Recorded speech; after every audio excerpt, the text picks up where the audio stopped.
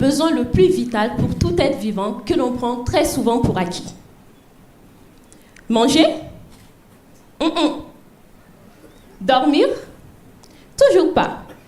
C'est le fait de respirer, mais pas n'importe quel air, de l'air pur et non pollué.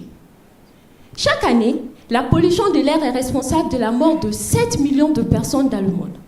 C'est plus que les décès cumulés dus au sida, à la tuberculose, au diabète et aux accidents de la route. Et selon l'Organisation mondiale de la santé, plus de 9 personnes sur 10 respirent de l'air ambiant trop pollué.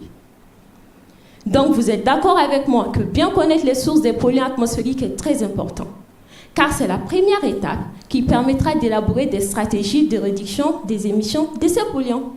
C'est ça justement l'objectif de ma thèse. Et pour mieux le comprendre, je vais vous donner un exemple très simple.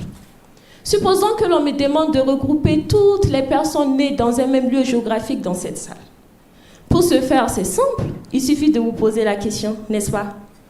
Alors allons-y. Ceux qui sont nés en Auvergne, je vous prie de lever les mains.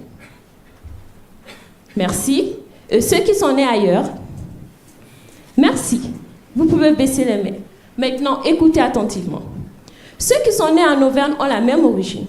Même si vous n'êtes pas de la même famille, c'est le même principe avec mes polluants. Je détermine leurs sources d'émissions, donc leurs origines, en leur faisant parler à ma manière, à l'aide d'outils d'analyse spécifiques. Nous, qui ne sommes pas nés en Auvergne, nous n'avons pas fait le même trajet pour venir ici, ni adopté les mêmes moyens de transport. En gros, nous avons des histoires différentes. C'est justement ces histoires que je veux comprendre avec mes polluants, en essayant de savoir ce qu'ils deviennent lorsqu'ils s'éloignent de leur source d'émission ou origine. Tout comme certains d'entre nous qui ont parcouru des centaines, voire des milliers de kilomètres pour venir en Auvergne, les polluants peuvent aussi parcourir des centaines de kilomètres et polluer d'autres endroits. Ils peuvent également enfanter des bébés polluants suite à des réactions chimiques dans l'atmosphère. Ces bébés polluants, appelés polluants secondaires, sont tout aussi ou encore plus nocifs que leurs parents en contribuant au phénomène des pluies acides, au réchauffement climatique et même à la dégradation des bâtiments et des cultures. Vous voyez qu'au-delà de leurs effets nocifs sur l'homme et les animaux, la pollution de l'air est aussi néfaste pour l'environnement et le climat. Et pourtant, on ne peut pas se priver de respirer, n'est-ce pas?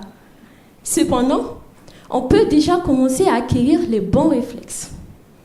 Donc, avant de partir ce soir, j'aimerais que chacun de nous se pose cette question très importante. Qu'est-ce que je fais pour améliorer la qualité de l'air que je respire?